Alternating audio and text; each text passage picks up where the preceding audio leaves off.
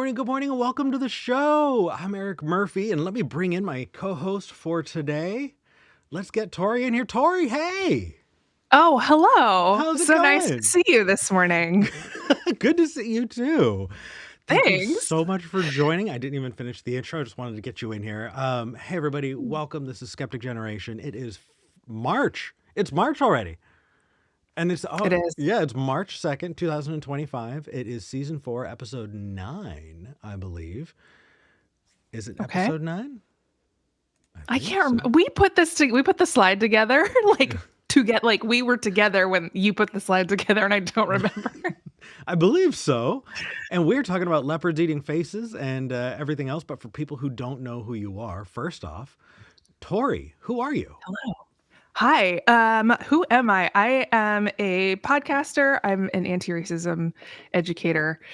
And I'm a writer, speaker, activist, and a huge history nerd, specifically US history. And so I love kind of finding historical analogs for the things that are happening right now. Very difficult currently since about January 20th, approximately. It's been a little difficult to find historical analogs for this moment, but here we are. We're trying, and we're taking care of our nervous systems. So, yeah.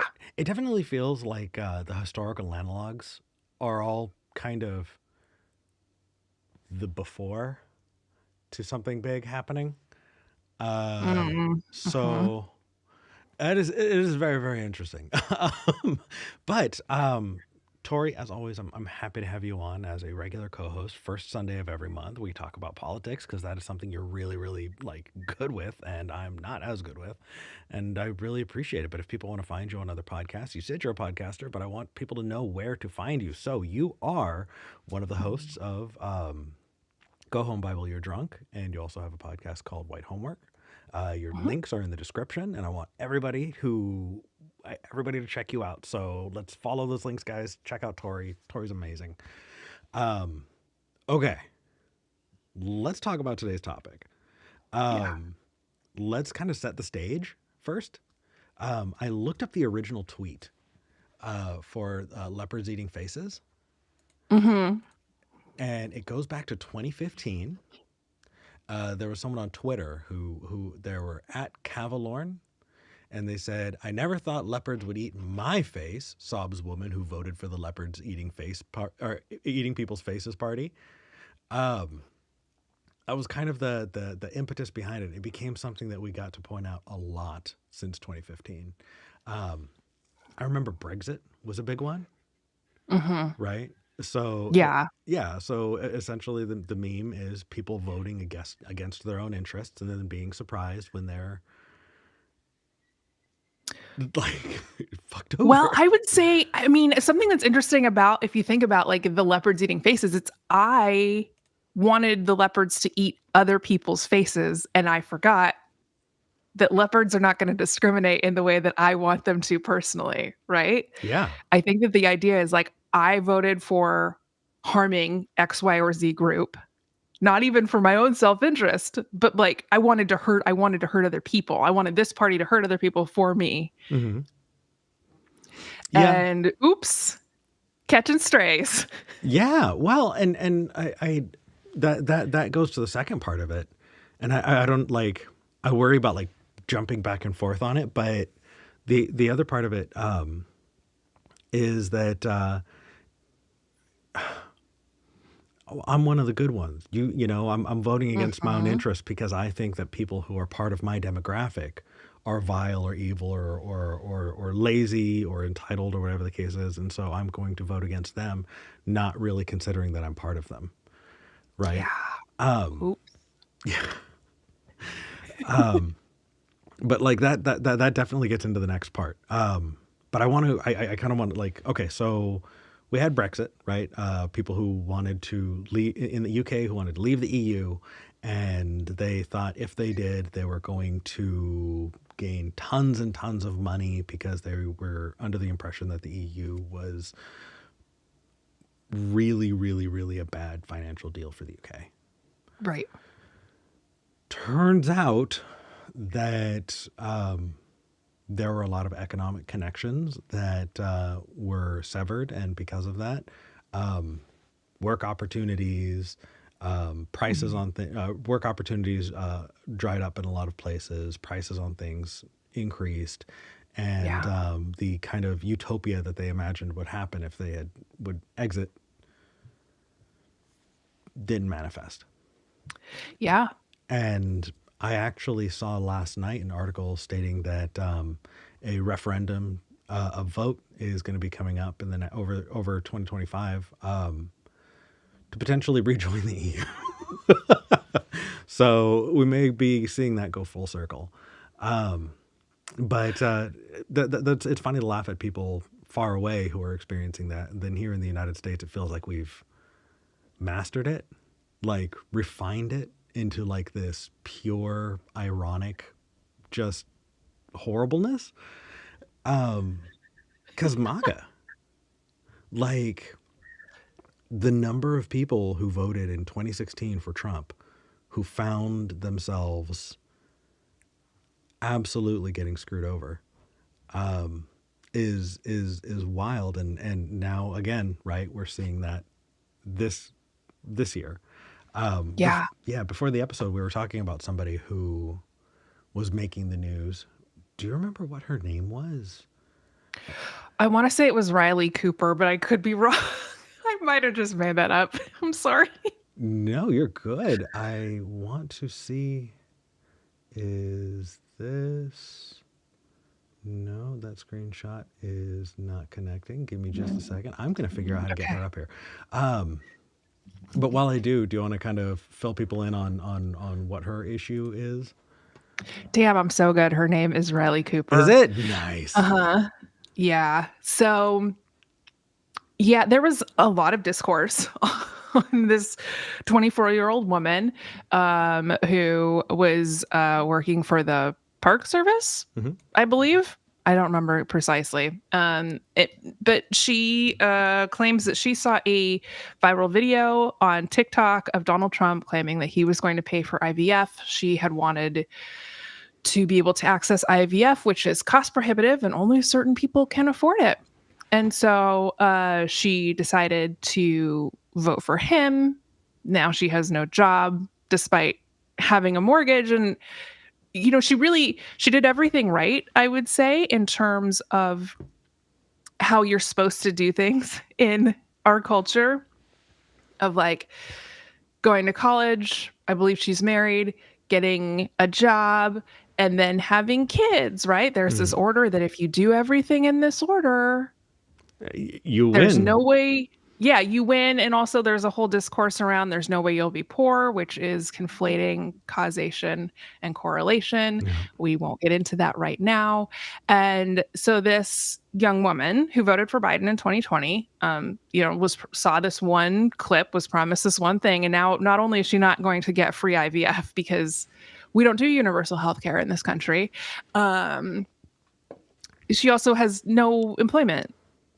And apparently her family are mocking her for it. Despite her Trump voting family are mocking her for losing her job because she was a federal employee, and they discriminate against federal employees, I guess, when it's not them. Let's say this again, right? It's like, I'm going to discriminate against this group of people, but also I'm the exception to the rule. Um, and yeah, she's like in a bad place. And the Washington Post wrote this story on her. And yeah, I'm going to get canceled. I'm going to lose my leftist cards here, all of them, when I say I legitimately feel bad for this woman. Like, Yeah. So we were talking about it before the show, and you were telling me that people are piling on in a really weird and toxic way. And I kind of like, from what you were telling me, so what are you seeing first off? so I am on Blue Sky a decent amount. Nowhere near the amount I was on Twitter because I was a little bit of a Twitter user, and just put it that way. And people were essentially saying, she chose to overlook that Trump is going to. Am I allowed to say kill? I'm like, fuck. Am I allowed to say like Trump's going to kill people? Well, so This is like, we just, this is the discourse. let me think of a way that we can say that to stay on air. Give me just a second. Trump is Yeah. going to enact policies that will directly lead to the unnecessary deaths of people, in our opinion. Yeah. And based on the, and not just in our opinion, but based on the data, we know by looking at the data that the policies that Trump is enacting increase unnecessary deaths, Yeah. right? Trump also knows that. Like, well, I mean, his people know that. I don't know what he knows. And so the discourse online was that she intentionally voted with malice in her heart, you know, Because fuck of, you, I'm gonna get mine. yeah, Like, because of disdain for trans folks and because of and disdain for immigrant immigrants. children and, Black people and everyone else who isn't a, white person with privilege. I don't know that. First of all, can we really know that, Eric? Is that can we know what No, is in someone's hearts when they vote? no, and also, isn't it enough? Like, isn't it enough that what she's facing is a really, really cruel irony, and everybody's latching onto it because it is a very cruel irony. You expect somebody to vote for their own best interests, and when what they did has a direct outcome that negatively affects them, with a Schadenfreude it kicks in. We laugh at them, and you victim of your own hubris, you absolute whatever, right? And that Right. is enough. It is enough, but to pile on, to add on this extra bit, why? Yeah. I don't know. People are upset, people are scared, people are lashing out, and it's very easy, I think, to lash out at, people with privilege who are, catching like the immediate shrapnel collateral damage, I guess I should say, of Trump's really horrific chaotic policies. Yeah. And so, but yeah, I personally, I think that is plenty. I think that's enough. I don't think we have to,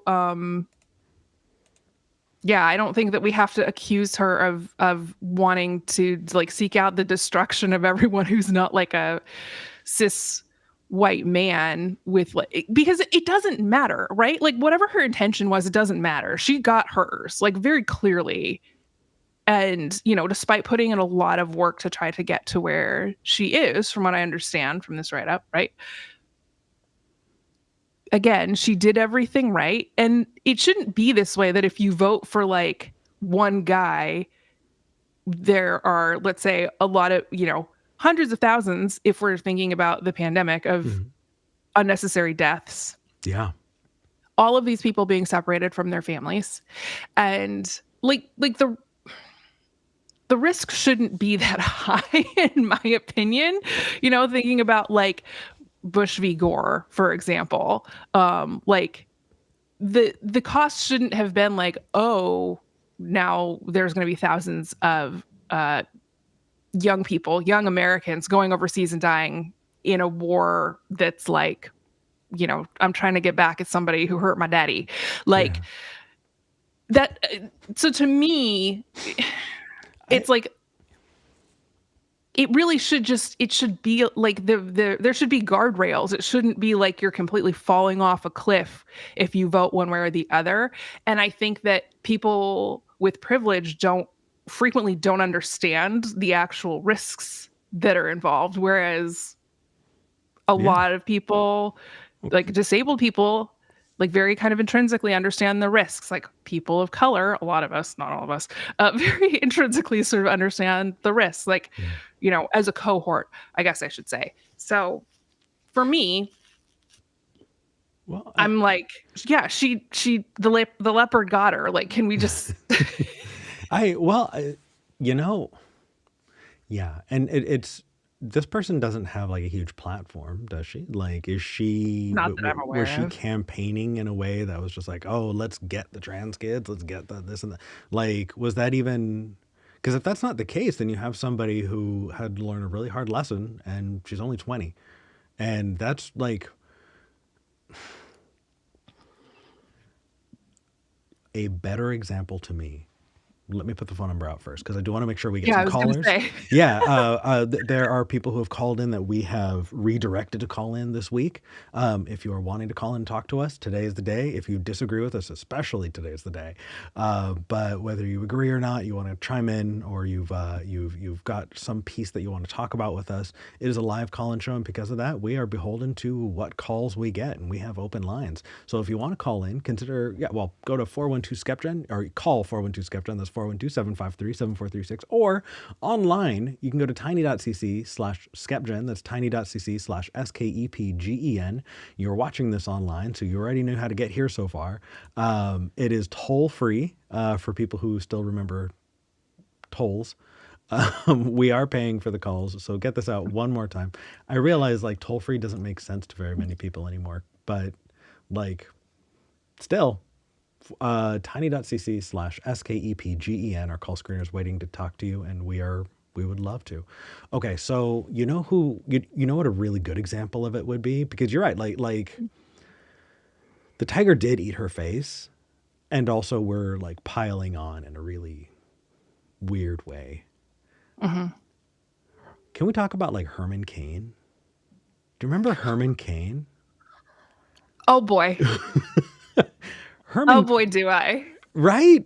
Herman Cain ran for president in 2016. He did not get the nomination though. It was 2016, right? I think he's run a couple times, Yeah, but 2012 I think he ran too. And he was a very conservative black politician that a lot of Republicans would like to point to and say, see, we have black people in our party. And he had some really, really bad views. Do you remember much about what Herman Cain was up to? I mean, I don't remember specifically. I mean, I remember he kind of like I remember him like really towing the party line. I don't remember his specific views on things. Like, he if I had to guess, I would say he was very much like all these youngins with their pants around their ankles, like doing crimes and whatever, but I don't specifically remember any of his lines. Yeah. So let's see. I'm pulling up his stuff here because I just want to make sure that I don't mix him with other people. He was really big in the Tea Party. Yeah, he was really anti-Obama. Yeah. And that's why conservatives like kind of white conservatives like glommed onto him. When COVID hit the world, Herman Cain was very vocally like, this is not real, this is a conspiracy, or this is being trumped up, vaccines, stay away from them, like, just absolutely peddling misinformation out of both sides of his mouth all day. And then COVID killed him. He got COVID and died. Yeah. Probably unnecessarily. Probably. That feels like that's right up that alley, right? Like, okay, you have somebody who has very clearly, very vocally used their platform to misinform people in a dangerous way, and the dangerous way very specifically reached back out and killed him. Like, that feels right there. Leopards eating faces, right? Yeah. And then let's see, any other good examples that you can think of? Oh man, God, I was thinking about this, and of course, I think a lot of the Trump regret sort of that is happening right now seems, unfortunately, seems to be happening among like people of color who voted for Trump, who are realizing that he is not their friend. Yeah. I mean, the fact that they dumped Vivek Ramaswamy, like he didn't last a Scaramucci in his position in Dodge or whatever. I refuse to call it Doge. I'm not a college child. but like, yeah, they like it. That's not. It's not like it's not the same as dying of COVID. It's not the same as losing your job, right? Well, I mean, he did lose his job, but he's also independently wealthy. But like, yeah, I think a lot of people of color are going to learn the very, very, very hard way Yeah. that there's no such thing as one of the good ones. No. And for people who are watching, especially, I know we have a high European viewership. Mm. I don't know if one of the good ones is necessarily something that people understand, like right out the gate. Mm. But Yeah, that's a good point. yeah. So when I was 15 or 16, I was at like a concert, and I found myself, I was out in the smoking area because I smoked. um, and I was around a bunch of people who I wound up finding out were neo-Nazis. This was like 2004, right?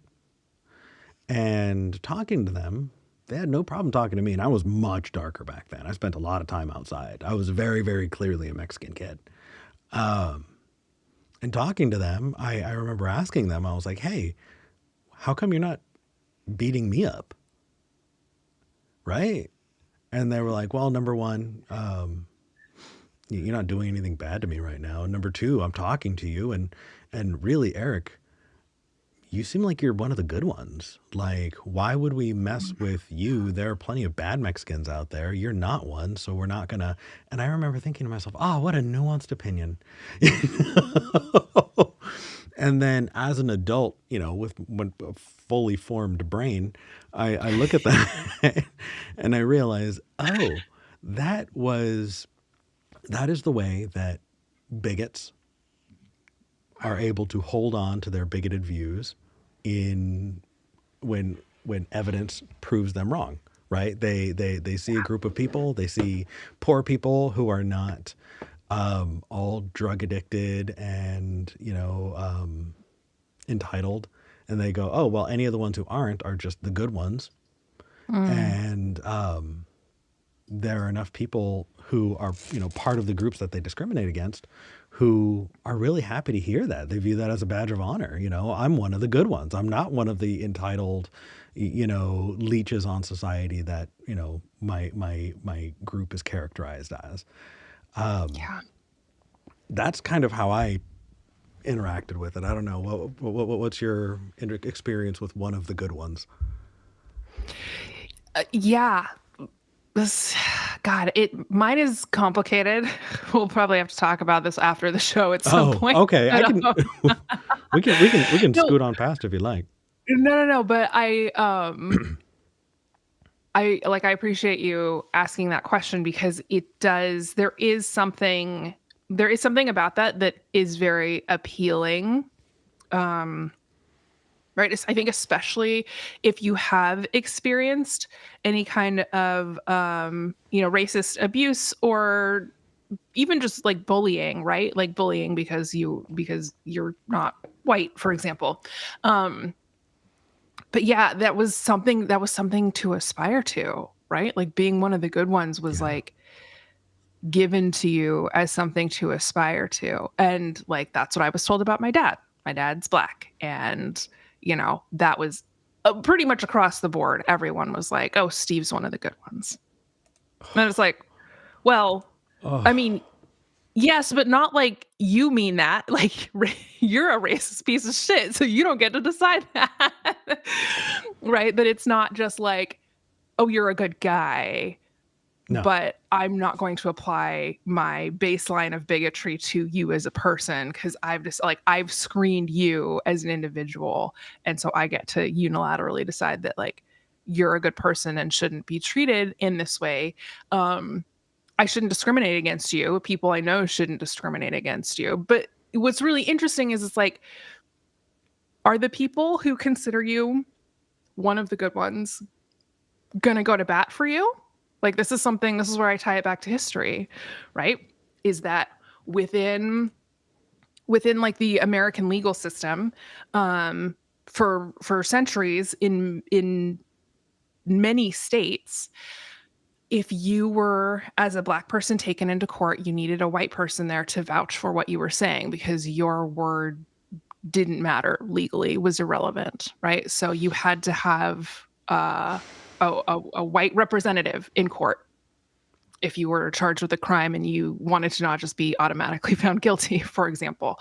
But what's really interesting is that if you look throughout history, you realize that the people who are like, oh, I'm calling you one of the good ones, I'm going to refer to you that way. Like, those people are not willing to risk anything to keep you safe, to protect your rights, right? No, and if anything, they're helping you understand why other people like them are going to treat you like shit. Right. Yeah. And so there's kind of like this mixed narrative, right? Of you're getting, again, like you said, people talking out of both sides of their mouths about this, right? Where it's like, if it doesn't cost me anything, then like you can be in proximity to me and I won't cause you like physical harm, for example. I won't be verbally like aggressive or violent towards you. But it goes back to this idea that like,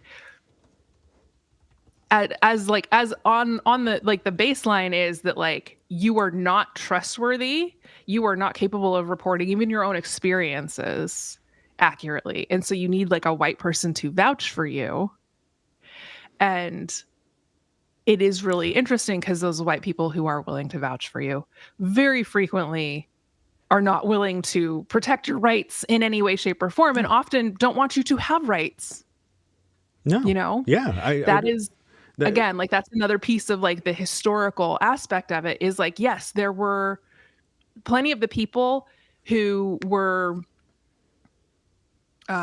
like in the Jim Crow South. You very, very frequently you interacted with people, Black business people especially, like had to interact with white people. Like that was right. So they had relationships and conversations and like knew what was going on in the other person's life. Yeah. And it was, and some of these people, some of these white folks would legitimately consider Black people to be their friends. And then they would turn around and go to like the city council meeting, right? Or, vote for someone who's like a known white supremacist, a Klan member. And that's not seen as inconsistent. No. Right. And I think this is why it's really interesting, like bringing it up to the president. That like, we're always like, oh my God, Trump supporters, for example, are so hypocritical. And it's like, no, they don't see it that way at all. Like they are, because it's always been, I like people who use that language of like, you're one of the good ones. They've always been able to have it both ways. But again, people who assign that to people of color, for example, or queer people was another big one. Oh, I have gay friends. Well, but even if we get like into the first person, not just the like I have gay friends, but I'm thinking about like log cabin Republicans, right?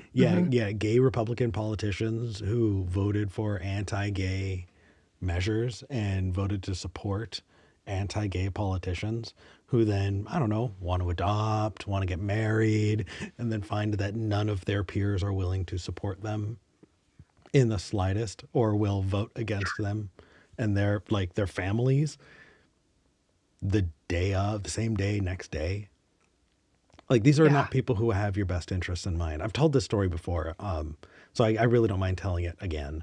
But I have family that lives in Arizona, and they've been in Arizona long enough to have been there when Joe Arpaio was doing all of his Papers, Please stuff. I don't know if I've told you about this one before, but there was a law passed in Arizona at one point that that you could be pulled over on suspicion of being an illegal immigrant. Yeah, and my mom really supported that law. Yeah, so did several members of my family, and people who live there who are brown, by the way. And so what you had is you now had a law that made it legal to racially profile people. And if you could not prove that you were a citizen there on the spot, if you got pulled over, you could get deported right there and then, pulled out of your car, stuck into a nice truck. And my uncle is dark. He's dark. He's a dark Mexican dude. And he got pulled over 7 times in the first 2 months of that law that he voted for. And he was frustrated, but he also never really fully reconciled those things. You know, Interesting. I never knew the leopards were going to eat my face. I was just voting for the leopards eating face party. Right. Was he carrying around like some sort of documentation so that he had it to like show to police officers, or like? Yeah. His driver's license was good enough. That was sufficient. Okay. Yeah, but like, I guess that makes sense. But just imagine, like, you're going to the grocery store, you forgot your wallet. You know? Yeah. It's wild. It's wild. And I highly suspect that his white peers didn't get the same treatment. Certainly not. No. Because why would they be suspect? You know? So, okay. Are there any other big ones? I know that I wanted to bring up Candace Owens. Has her face got ate yet? That sounds weird. That sounds sexual. That's not what I meant. Have the leopards gotten to her yet? I feel like she's in this kind of privileged place as a conservative talking head, and also somewhat uniquely a Black woman, who repeats really kind of bigoted talking points whenever, you know, Black people are talked about in conservative circles. And I don't know if she's been close enough to things to be really affected, but I feel like that's a big one that we're all just kind of waiting on.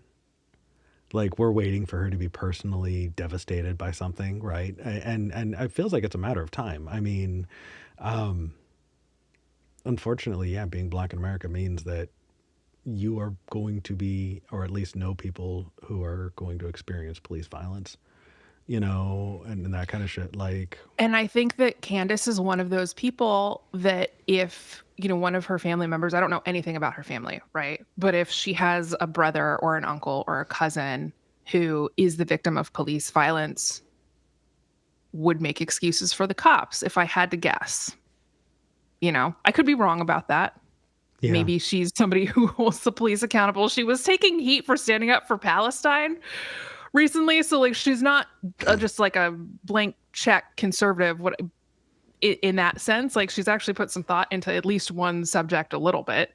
But, you know, she does have really racist views towards Black Americans, which sounds really fun. Like, for me, it sounds funny to say, because it's like, oh, honey, they don't like you. Like, they'll give you a platform, sure. Oh yeah, but especially if they can trot you around to prove that they're not all white, that other people agree with them as well. Yeah, absolutely. And you know, there's some appeal to that. Like, I decided to take on the identity of, because I was Black conservative person on Twitter in 2008 or 9, something like that. Yeah, that account still exists. And I got like a decent little following because white people fucking loved it. And then I would say things, I would repeat things that I had heard, and I would get pushback on them. And people would be like, no, you're wrong. That's dumb. And then I would go and research those things and be like, oh, yeah, that's not right at all, actually. See, that's how you wind up here. Is your mistake was researching. That's yeah. Yeah. You could, Because I don't like being wrong. That's why I have so much history and just data like locked in my brain, is because I don't like being loud and wrong. So, you know, yeah, the research was really what led me astray, and not hating Black people and queer people automatically, or think and not believing that I was one of the that anyone saw me as one of the good ones. Like I was sort of able to see through that, yeah, and not everybody is. So like, some people really sincerely believe that those kinds of relationships where, with white people in my case, um, that those people value you, that the yeah, white people who think you're one of the good ones, that they sincerely value you. And I'd been around white people my whole life. I knew that wasn't true. It's like somebody letting you be in proximity to them is not that does not mean they're going to protect you. no, Right. And so, yeah, people really did like what I had to say. And then, whenever I would put myself out there and, repeat one of their talking points that was wrong, nobody would come up and like try to defend what I was saying, where they would do that with one another. Like yeah, that was absolutely a thing that would happen. And I was just like, nope, you're just left to fend for yourself, I guess. And but yeah, you're right. The research part was really where I wanted to learn a lot of things. But I think I was also willing to have a lot of conversations with people, right? yeah. With I people who disagree with me, which not everyone is willing to do. kind of looking at myself in that, like, when you get raised up by people who you think are your peers, even if you know that they have this, like, at some level that they're not going to be there for you, but it feels like you're being raised up by your community, that you are being brought into the Mhm. limelight, and that you are being held as a representative in a way that, is inclusive, and it feels really, really good. And also, what a punch in the gut when you read when you come to understand that you are not being raised up. Your minority status is being raised up, and it is only to validate them. Yeah. You only exist as a side character for their hero story, and in their hero story they need to show that they're not racist, and so they're going to Yep. hold you in front of them so that they don't take the hits. And that it sucks that internally as a person it feels the same. It feels like you're getting raised up by your community. It feels like you are being Mhm. taken seriously and being listened to at the time. And Yeah. it's funny, you see people online who don't understand that, and they get really, really mad at people, and how could you possibly think. Maybe that's another side of it. I'm thinking out loud, and I probably shouldn't do that live on air, but I'm really thinking about it too. Like, there is a bit of empathy for people who are minorities who are being raised up because they are espousing that kind of stuff. It feels really good at the time. Yeah. Oh, for sure. I totally get why Candace Owens does what she does. Yeah. Like, I don't know that that's necessarily empathy, but absolutely get it. Like, she's making a shit ton of money. She has like one of the biggest political podcasts in the country. Um, Yeah. people invite her to like come and speak at all of their stuff. She's on the cover of magazines, like she's getting sure, I get it, and that's really fucking appeal. Like, I don't know, again, Yeah. anything about her background, but that's very fucking appealing to someone who maybe came from a place of financial instability their whole life. Like, Maybe. that's very Oh, attractive. I mean, maybe she came from a place of extreme privilege as well. Like she She may could have. have. Yeah, that's also, you know, Yeah. what's his face? Clarence Thomas also has a kid, right? So I'm not saying that like she didn't come from any privilege, but I know that some Black conservatives definitely did not Yeah. come from a place of privilege. And holy shit, they have like, yeah, I get it. If you were, you know, you can comfortably like pay all your bills, go to the grocery store, not like pay attention to how much anything costs. Like, fuck yeah. Like, it's not a hard sell, and they don't need very many of us. I'll just say, No, right? they Like, really don't. they can have a cup, can have a couple, that's plenty, right? Because it's not about actual inclusion, right? It's not about actual diversity. It's about, like you said, there's this little mold that they need to fill. Mhm. There's this character that they need to present. And it's like, as soon as they don't need you anymore, You served your they, purpose. yeah, exactly. And you're disposable. You're disposable the entire time, right? Like, nobody's going to die on the hill of like Mark Robinson, No. for example. And they didn't, you know, like, he's weird and gross. Nobody should have died on that hill. But there's a lot of weird and gross white men who still have jobs. Yeah. Yeah. And even when you're not like depending on your survival. I worked for a company when I was in Austin, and this guy that I'm about to talk about was a piece of shit in a lot of ways, and ultimately like, but working at the time, he was one of the only really big, like visible black CEOs in Austin, Texas, and he was paraded around in a way that felt really, really uncomfortable because Mm. he was kind of used as this legitimizing force by other rich white old people and rich white tech bros and stuff Yeah. Yep. in Austin. And when push came to shove, like he did some really shitty things, and I'm not, I like, I'm sure people can Google and figure out what I'm talking about, but like, no one was there for him, Oh, in no. the way that they would have been there for each other. Yeah, absolutely not. No one, absolutely no one. And while I don't like agree with the shitty things that he did, again,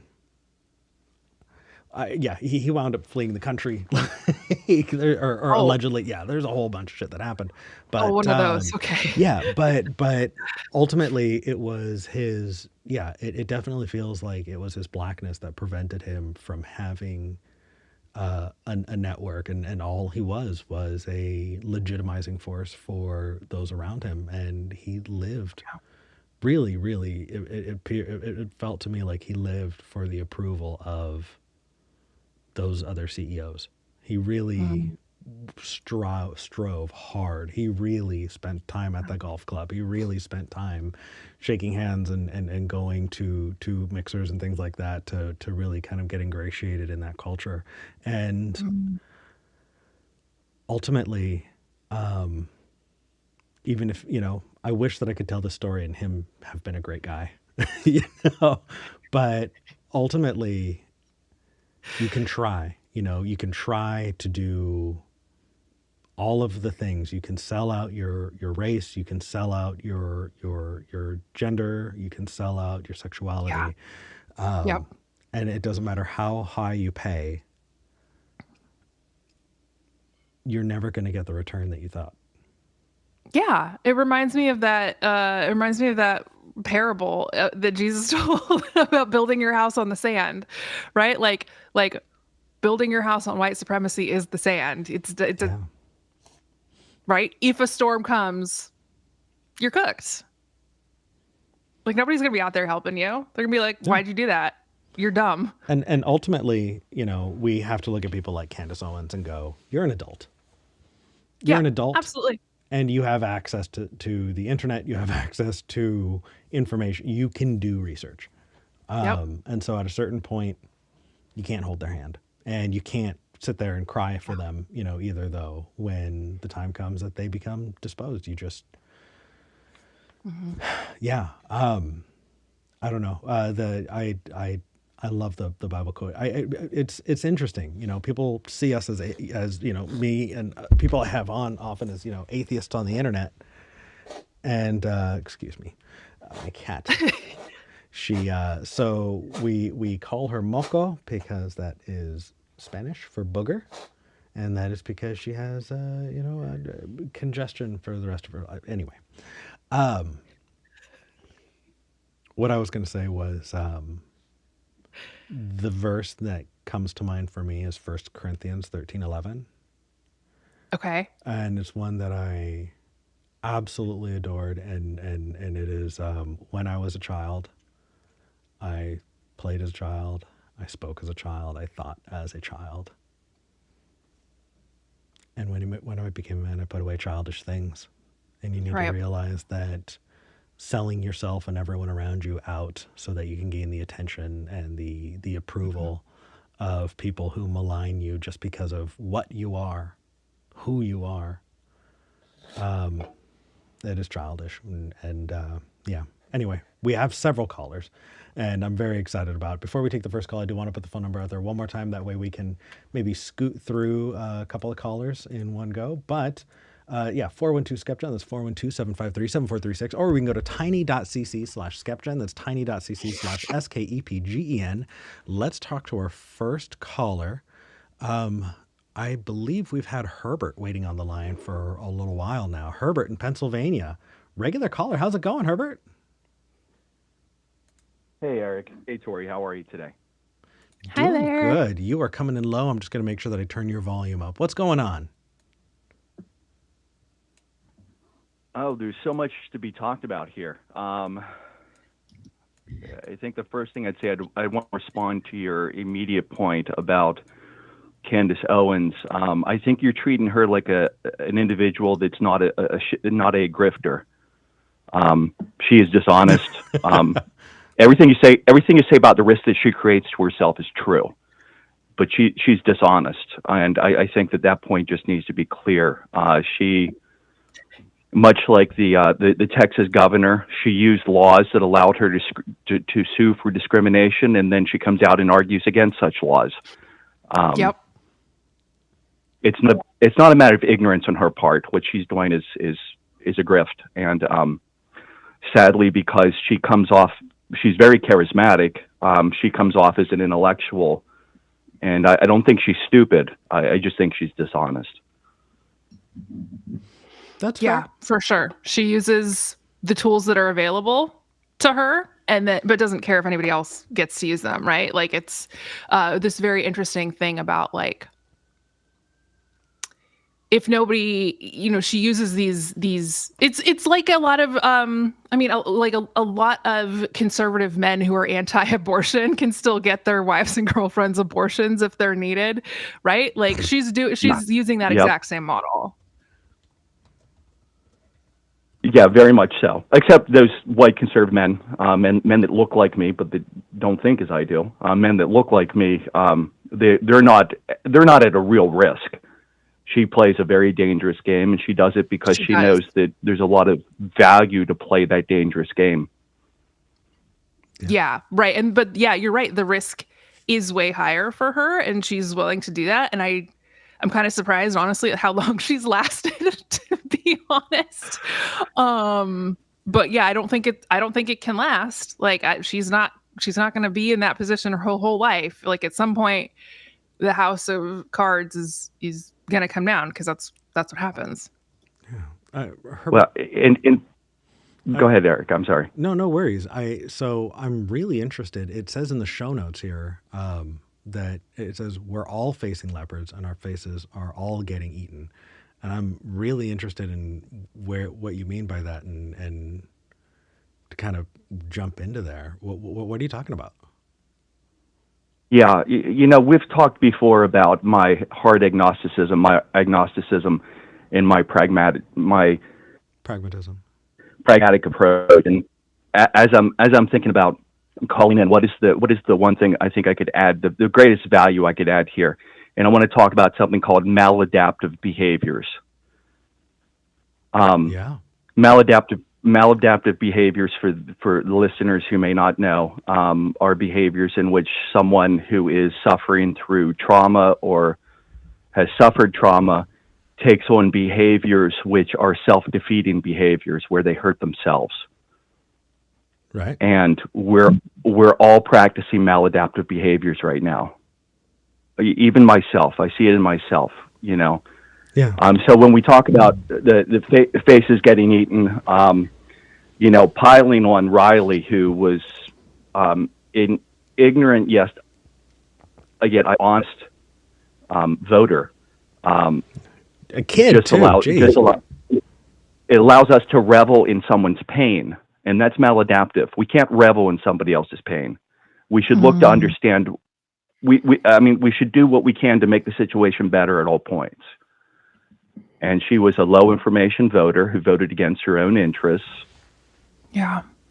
And it came back to bite her in the face, because she didn't understand what her interests were and what was at stake. Yeah. I think that's a really great point, and I appreciate you making it. I think that was sort of that was not really included in the discourse that I was seeing online the past few days. But you're right. You're absolutely right. Like, she was a low information voter. And, like I was telling Eric, we have this massive, it doesn't even feel right to call it journalism at this point, because it's so just beholden to the billionaires and the oligarchs, right? But we have this massive system of like getting information out there via social media and also legacy media. And nobody was calling Trump out for his lies. Nobody was saying, "Oh, he's not going to do this." Like, Trump and on top of all of that, like, Trump doesn't have like any kind of a political agenda. His agenda is getting richer and staying out of prison, right? So he doesn't give a fuck about people like Riley, unfortunately. And a lot of people didn't know that. A lot of people sincerely believe that like Trump is their guy who's going to look out for them, and nobody was there. I don't want to say nobody, because that's not fair, but very few people were calling that out, and the people who were calling it out are not the people with the biggest platforms, let's say. Yeah. Yeah, I don't want to get sidetracked into journalism. That's a huge other issue. But no, I mean, when I did want to talk about fascism and some of the tactics of fascism and how it hacks the human brain. What Donald Trump does is he says everything. Yep. And he by saying everything, those that aren't paying attention, low information voters, agree and attach to the one thing they like, and are oblivious to the fact he's constantly contradicting himself.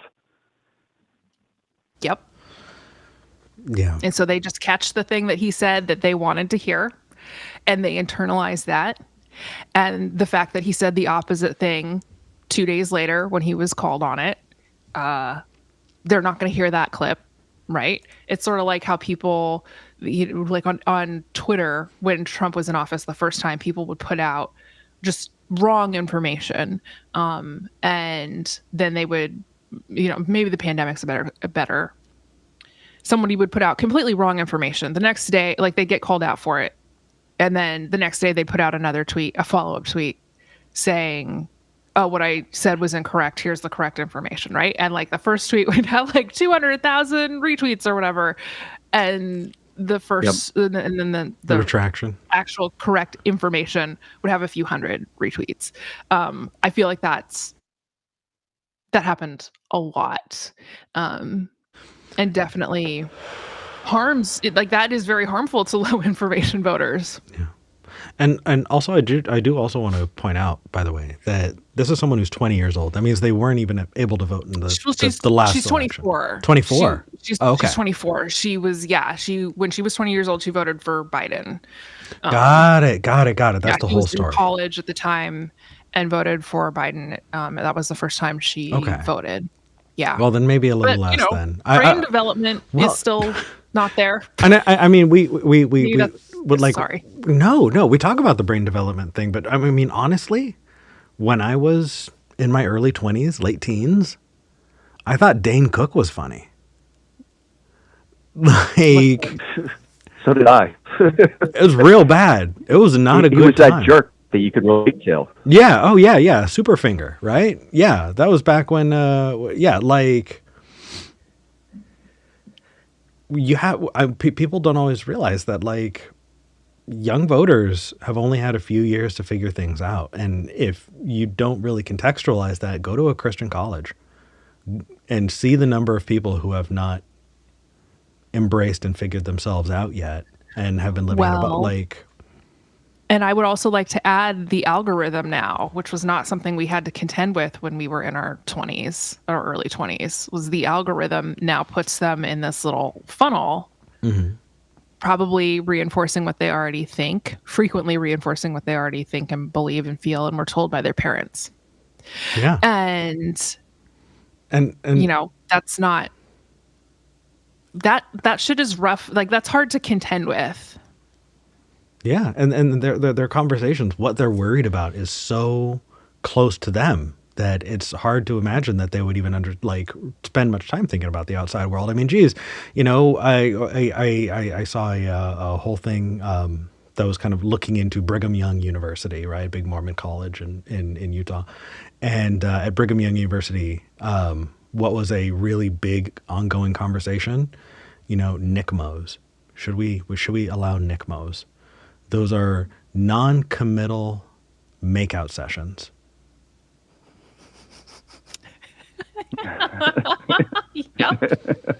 Right.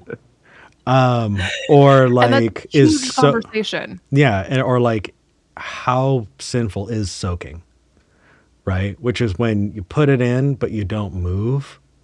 But then like you have a friend go under the bed and push the bed up and down so that you can accidentally sex. Like, those are actual conversations that Herbert, you didn't hear about that?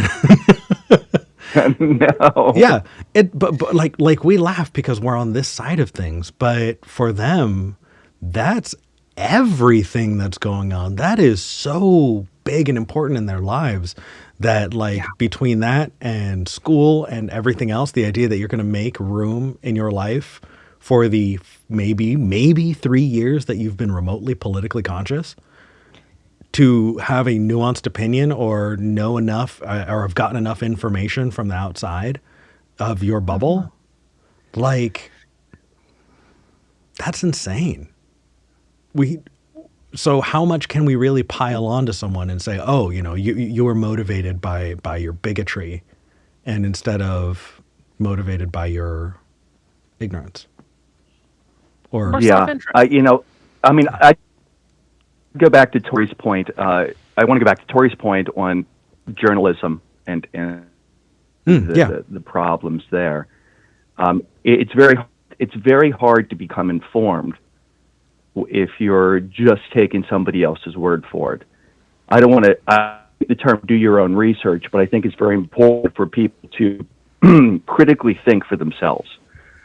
And when you look at journalism today, like if you look at the Zelensky and Trump blow up, which is 100% Trump's fault, they just put it out there.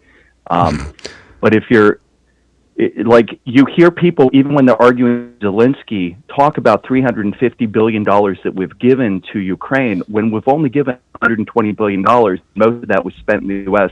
I mean, even those that are in the know, caught in this misinformation bubble, which is being perpetuated by not just legacy media, but by independent journalism as well. Even that is honest and trying to do a good job is caught in this information bubble. So I think to your point is we can't just look at somebody who made a wrong decision and assume all these other bad things about them. There's a reason that everyone's making a bad decision, and that is because we have an informational, we're all in an information bubble, which is completely screwed up. And that's what we see in Russia. That's what we've seen in Hungary. We've seen this before. But we need to think about what is it we can do to make the situation better, each one of us. And I would go to the serenity prayer, where I would think about, Yeah, Lord, help me to change. I'm not going to say it right now. I think a lot of people. Yeah.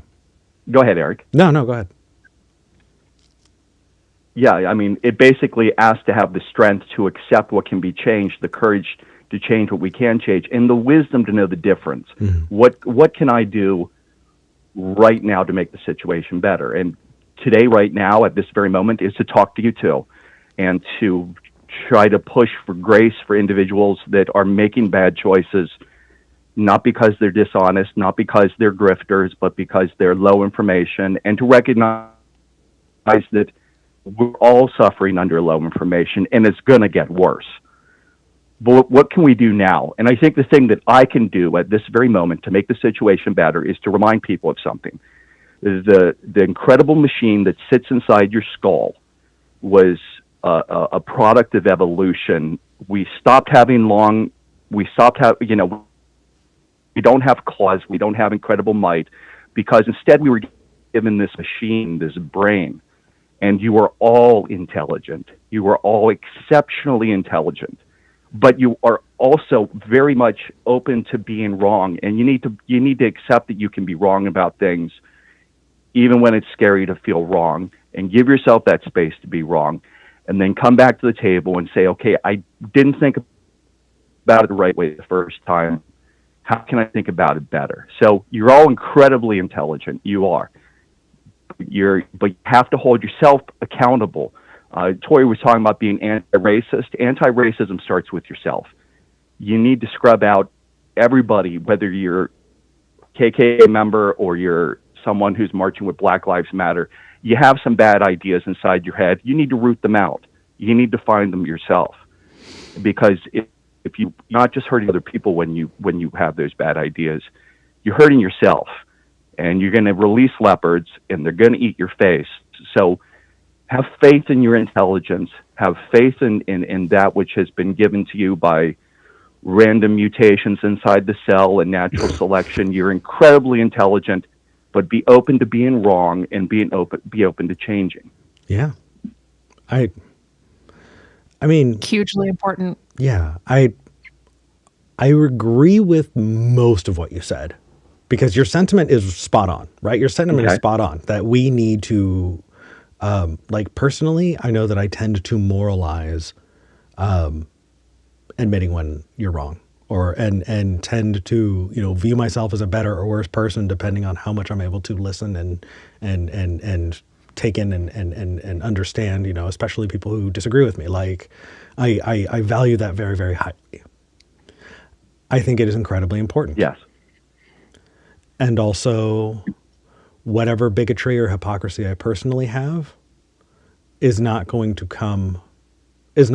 prevent me from speaking out against the bigotry and hypocrisy of others at the same time.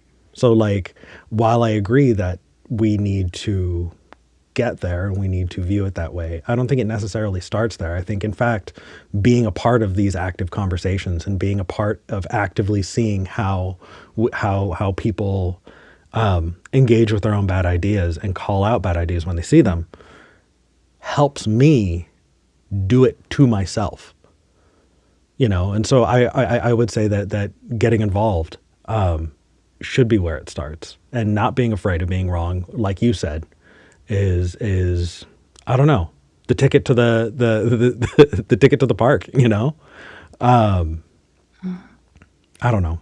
Yeah, I think that's an important point. And I certainly didn't mean to indicate that one should remove themselves from marching with Black Lives Matter, or until they've rooted out their own shit, right? Yeah. I mean, maybe I say a lot when I'm trying to be very simplified. You're good. Yeah, you have a good brain on your you have an incredible machine inside your skull. Use that. Um, don't be afraid when you're making mistakes to see those mistakes.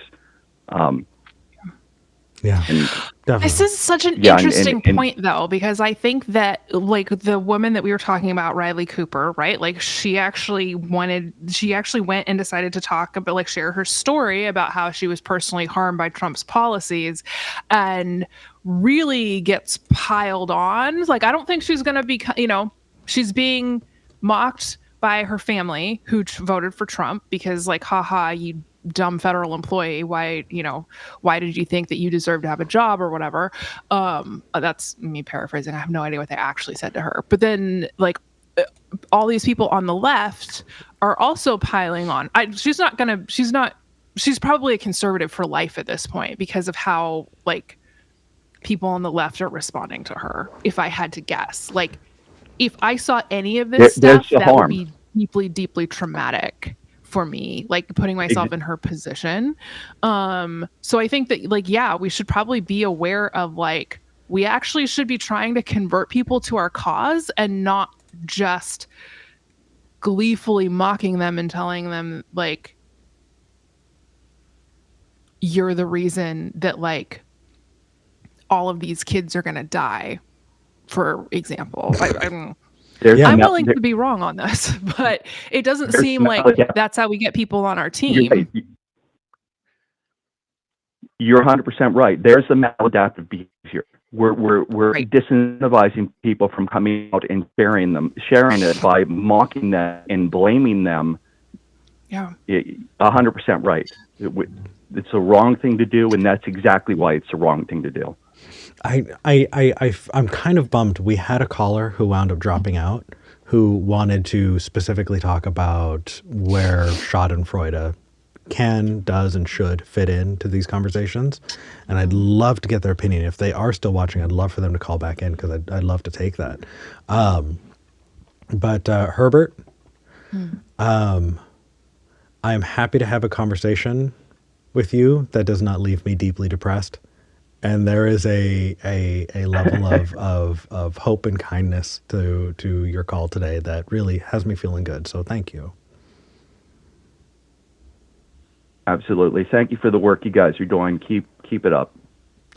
Will do. Take care, Herbert. Thanks.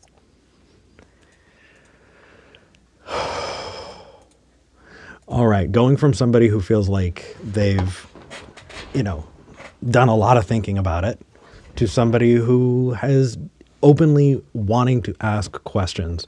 I feel like I want to put together a compilation of these calls for this next caller because it has been a journey. And I do want to continue to encourage asking questions. And so with that said, let's talk to John in Canada. John, you're live on the show. Hi, Eric. How are you? Good. Tori's here too. Say hi. Hi, Tori. Remember me? Hi. Yes, I do. Yes. Oh, okay. Eric, what's up? Before we get started, I want to say two things. A, are you trying to go for the James Bond look with the cat? I think the cat is trying to go for it, is what's going on. She sees me here and she wants my attention and she's like, okay, now's the point in time where we look forward, I guess. And she's just doing her best. Mwah. But no, okay. What's going on, John? What's on your mind? Another thing I want to say is your sweater. I have a sweater just like it. Yeah. I love it. I just recently got it. And I'm really, really happy about it. It feels like I am stepping into this dad look and I am fully embracing it. Oh, but, you wouldn't be our expecting? No. Dad look. It's an aesthetic.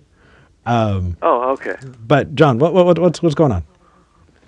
Okay, so I just want to know, since our friend Mr. Trump has been in the news lately, especially with the last thing with Zelensky, I just want to know.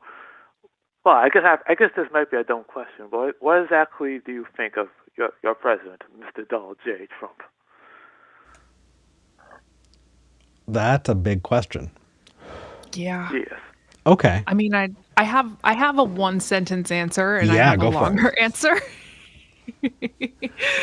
I think that like his primary motivator has always been himself. So I would say that like the short answer is that, he doesn't want to go to jail and he wants to be a multi-trillionaire, right? And he's found that like he can use the presidency to accomplish both of those things. And so that's why he wants to be president. I don't think he actually he doesn't care about Project 2025. He doesn't care about any of his supporters. He does enjoy harming the people that disagree with him. Like that's something that I think we can look back on and see. Like he's always been very active in trying to harm people that he doesn't like, whether or not they're guilty of anything, just because he's a vindictive person. But yeah, I mean, I think that as somebody who was raised evangelical, I remember seeing that clip, I'm pretty sure it was on Twitter, of him coming down that escalator. What was it? It was June 16th, 2015, and going, oh, my parents are going to vote for that guy.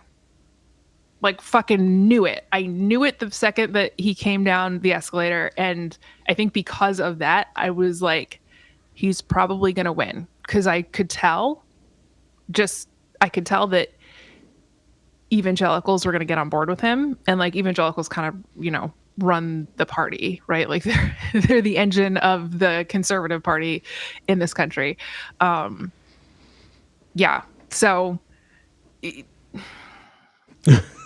there's a lot of places to go from there, but I think that that's kind of my opinion. Is I don't think that he has, or my take on him is I don't think that he has any specific like policy things that he wants to accomplish. He does want to do things like go on live television and mock the president of Ukraine. Like, yes, he wants to do that, sure, because that's he enjoys harming people that he disagrees with, and I think again that's always been true, but I don't think that he has some big political agenda of something that he's trying to accomplish. He's just trying to enrich himself, and whatever he feels will accomplish that end, he's willing to do, and he's able to, in terms of his supporters, he just is able to vibe this thing out of like how to make those people. He knows how to talk to people.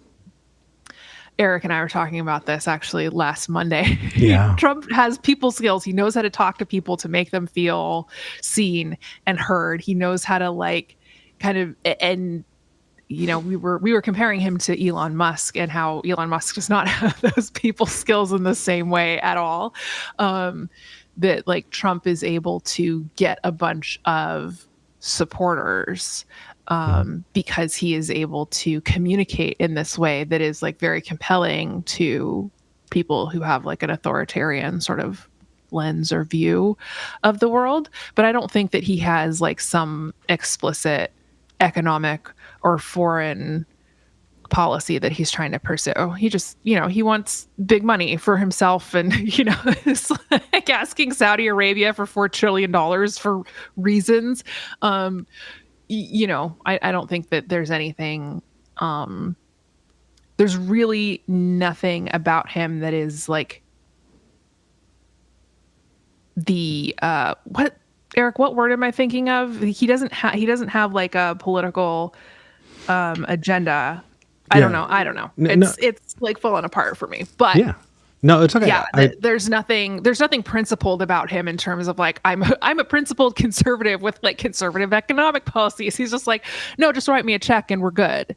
So that's my take on him, at least. So for me, I think he's a monster that we created, and I think that he is this kind of dark reflection of the world that we're in right now.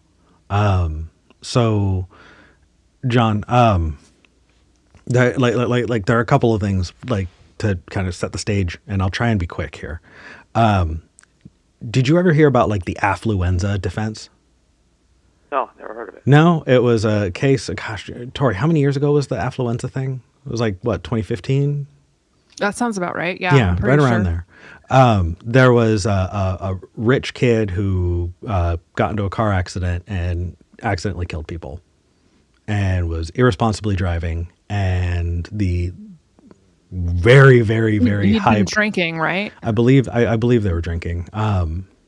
But like the very, very high priced lawyer that they hired, when they went to the judge, right, this person got arrested. They during their trial, the lawyer said that they had something called affluenza. That means that they were so affluent that their brain just didn't know. And the idea is that they were so rich that they had no consequences to their actions for their whole life. And because of that, the idea of irresponsibly drinking and driving, it didn't even occur to them that what they were doing was bad, or that, doing things dangerous to other people was their problem at all. And it worked. So we live in a society with two systems, right? We have the system for the rich and the system for everybody else. And Trump is just reflecting that. If you are wealthy enough, you can get away with anything, right? Like John, I don't know about you, but I don't know about Canada, but in the United States, if you get a speeding ticket, it's just a set amount, which means that if you're wealthy enough, you can speed all you want. You just need to pay the fee. Or like a parking ticket for parking in the wrong spot. If it's just a set amount, if you're wealthy enough, that's just how much it costs to park there. You can park wherever the hell you want. Right? And so in that way, we live in a separated system between the wealthy and the not wealthy. And I think that what that does is it creates people who don't understand the consequences of their actions. Now, the second piece of this, I'm going to use some weird language here, but I'm assuming you have not, heard of or read much about like Sigmund Freud, and it is pseudoscience and a lot of stuff, but there's really good language here that can be used. Sigmund Freud said that your mind is made up of three parts, and it's not true, but it's useful here. That you have your id, your ego, and your superego, right? Your id is this needy child that doesn't think about consequences or anything like that, about the society that you live in. It's I want food, I want sex, I want this, I want that, right? And it is just this need.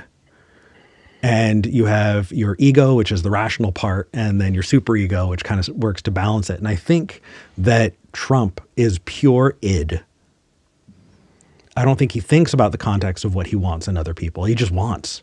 And he lives in a world that has made it possible for him to just want and want and want and take and not really consider it. He's learned those tools to be able to shut other people down, right? And because he has been in this place long enough, I think that your mind is a muscle. Your brain is a muscle. You got to work it out. Right. And I think that's true for everybody. Right. Like for me, I haven't gone out a whole lot. I haven't made a lot of new friends lately. And it's harder to do that because I haven't worked that muscle. Right. And I think that's true for any skill. I think Trump is really, like Tori said, really good at talking to people and getting their support. And that's great. But I don't think he's really good at like reflecting on his actions or being responsible for things that he talks about. Right. I don't think he does that.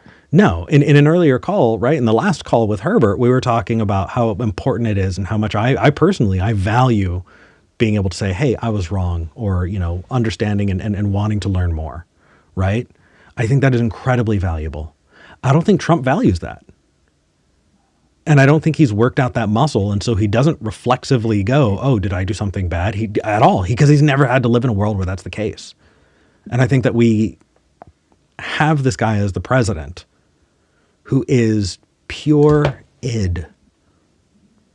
And that is really cathartic for people to see, because they see somebody who's living in a world that they're not able to live in. And so they want to be a part of that somehow. And I think that's part of it. I think that, that doesn't make an excuse for anything that he's done, but I think it helps contextualize. You're asked, what do I think about Trump? That's what I think about him. Do you ever consider for a brief moment that you could be wrong about him, that he may be a good president? Well, I think that that depends on the evidence, right? We should probably find out. We should probably check, right? Yes, we should do that. Okay, Makes so sense. let's see, right? When he was running for president the first time, he said that Mexico was sending rapists over, and that the people who are in the United States from Mexico are rapists. And when he got called out on it, he said, "Well, who's doing the raping?" Okay, well, my family came over from Mexico, so he was calling people in my family rapists. Do you think that's very good? But Eric, I'm 100% certain that you're not a rapist. Then why is Trump saying that? But he's not talking about Eric personally. No, he's talking about all Mexicans. But this goes back to the one of the good ones argument that we were having before, right? Of like, you and I know that Eric is one of the good ones, but like, that doesn't actually matter, right? Like, being one of the good ones doesn't mean that Eric's civil rights are going to be protected or legal rights are going to be protected. No. Right? Because he falls under this umbrella that Trump has created. But we agreed the last time that we should judge people on their actions, not who they are. Right. And is saying Mexicans are rapists judging people on their actions? Well, if you're letting people in that are dangerous, you have to protect the country. Okay, but we're not. But again, that like is that judging people for being Mexican? Is that judging them for their actions? Trump is judging people by how they enter the country, not what they are. If you come into the country illegally, you're posing a danger. Well, no, but I'm not asking. I'm specifically asking because he said Mexicans, right? But they're coming from Mexico. Okay, right. So this is what we're saying is that when Trump is using that language, he's talking about Mexicans. He's not talking about people who came here illegally, right? If he's going to use that word, that's not judging a person by their behavior. That's judging a person by their country of origin. Do you see the difference there? Well, I see the difference, but you would agree with me that I'm talking about you two personally. You wouldn't let someone into your house without proper verification, would you? So I understand the point that you want to make, and I'd be happy to validate that we can talk about that. And I don't want you to think that these need to be the same conversation. I do want you to so you get what Tori's saying, right? That what he said is racist. It's not based on evidence. It's not based on judging people. It's based on a broad misconception and a negative view about a race of people, right? Well, I totally agree that we shouldn't judge people by their skin color. But at the same time, you still have to protect the country that you're in charge of. Do you agree? No, and I'll tell you why. Why don't you agree with that? Sure. Because when you say "but at the same time," what that does is that says that you still are okay with the racism. But I'm not okay with the racism. Okay, you never answered my question. Okay, would you let someone into your house? Okay. Well, I think we're moving the goalposts, right? Because we started with Trump making a statement about Mexican people being rapists, right? So let's start with that, and then we can move to the house scenario. Yeah, because you're talking about undocumented immigrants, but not every Mexican is an undocumented immigrant. Some people are here on vacation. I never said that. I never said that. Okay, but you're making that distinction. Trump did not make that distinction, right? In his language. All right. Does that make me better than Trump? Does that what? Does that make me better than Trump? Yes. Yeah, absolutely. Yeah. So now that said, let's talk about immigration, right? Let's talk about that. Okay. So do you think that Trump is doing well when it comes to immigration? Yes. Why? Because before Biden was letting anyone come in. Okay, under the Biden administration, I saw this on 60 Minutes. People were coming from Mexico into Texas through the fence. They were literally walking in.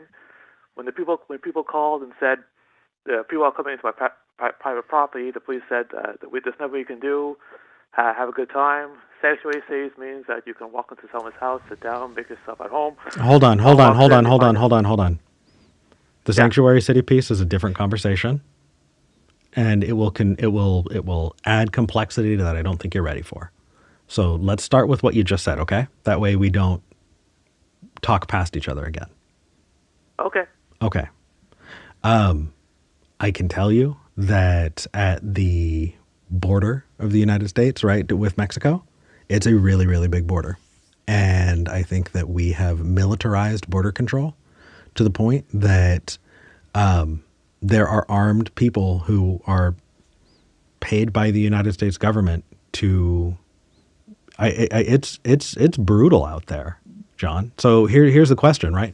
If somebody is willing to cross the border and risk getting shot by Border Patrol, which they do, right? Or getting, forcibly deported or separated from their families, or for a while held in detention facilities for an undetermined amount of time, right? Just stuck in a cage for however long. If someone is willing to go through all of that,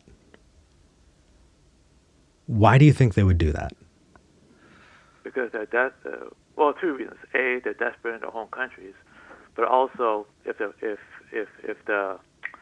know they're going to get free housing, free stuff, and be taken care of by the United States government, it's an incentive. Because under the Biden administration, migrants would be treated better than American citizens, better than you two guys. What are you talking about? Well, it's the truth. No, it's not. What do you mean it's not? So the detention facilities and the ghettos that immigrants, even legal immigrants, live in, has been a part of American history since as long as America has been around. I mean, it's bad.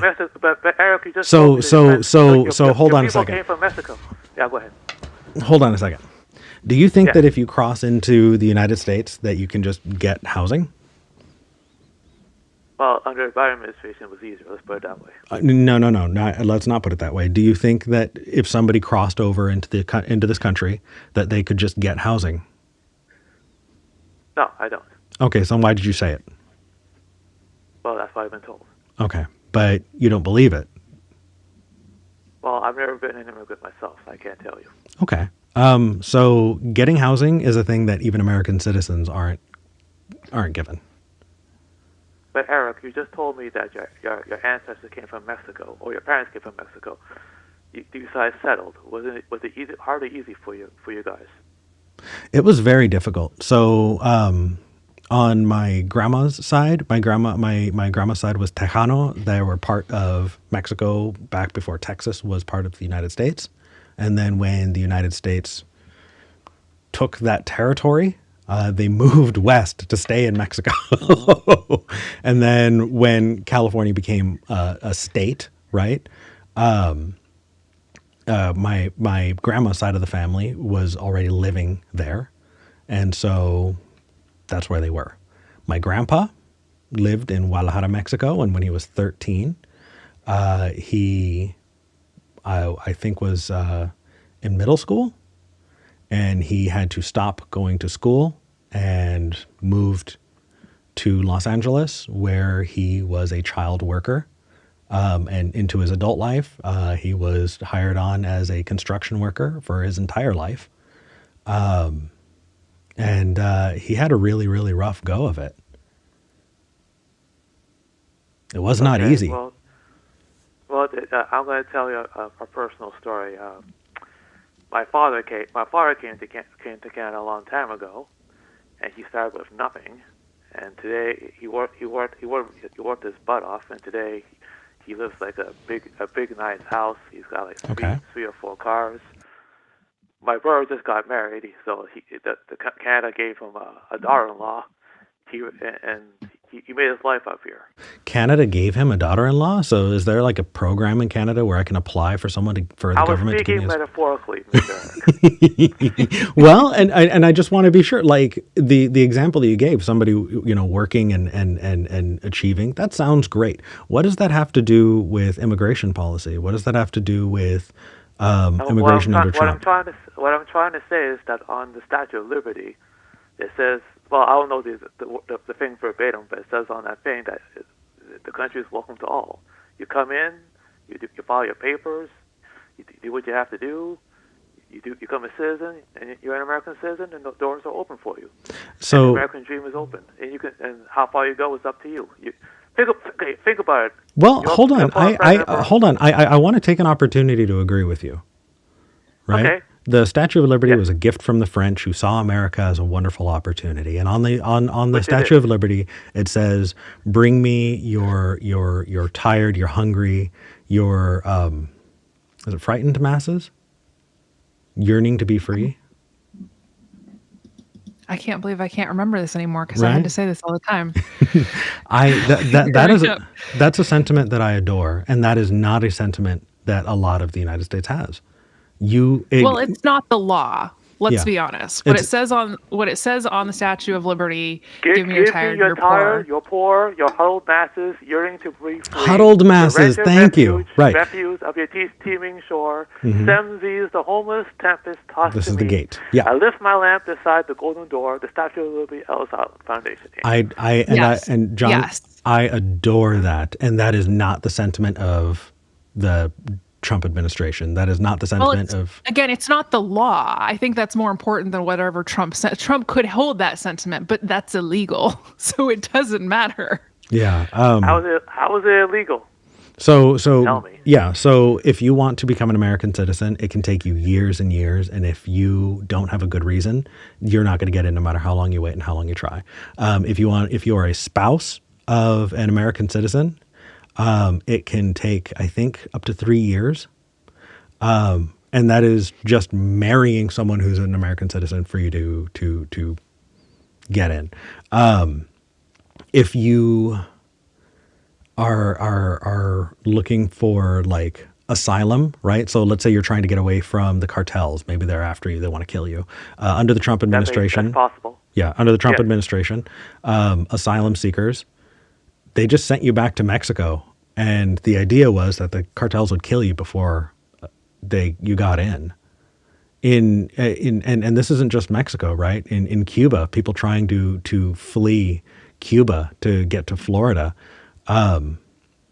they were not welcome. In fact, they were viewed as the leeches and the monsters who were the downfall of society. Like, they were villainized and treated as monsters. These are people who gave up everything to float on a raft in the middle of the ocean to try and get somewhere where they can be safe. And they didn't find safety on this side. And it's not just an American thing, right? You see that in lots of other countries as well. But what you have is you have a people who have locked themselves in and are not interested in bringing in outsiders. The United States has a long history of that. They don't like that for Mexicans. They didn't like that for the Irish. They didn't like that for Italians. Hell, during World War II, there were concentration camps put in the United States because they didn't trust Japanese people. Even if they were born American citizens, Japanese families were put in concentration camps. I lived about 20 minutes away from an actual place that was a concentration camp for Japanese Americans during the World War II. Well, we all know about George Takei, who spent time in the Japanese. Oh, you do? Okay, cool. Yeah. So, John, the sentiment is beautiful, and it is not reflecting the real world. It's not reflecting the world that we live in, and it definitely doesn't really show just how hateful and bigoted Americans have always been. Okay, answer this one question. If it really is that case, how come so many people are trying, begging, fighting to get into your country?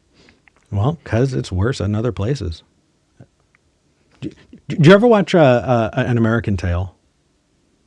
An American what? An American Tale. Fievel, the cartoon. No. No, I never heard it. There are no cats in America. Have you seen the movie? Have you seen the movie Brooklyn? I haven't. Okay, you should check out that movie out. It's about a young woman. It's set in the 1950s. It's about a young woman from Ireland. She comes to the United States and she immigrates and she starts her life here. And she meets a boyfriend, gets a job. Okay. And it shows how it was like.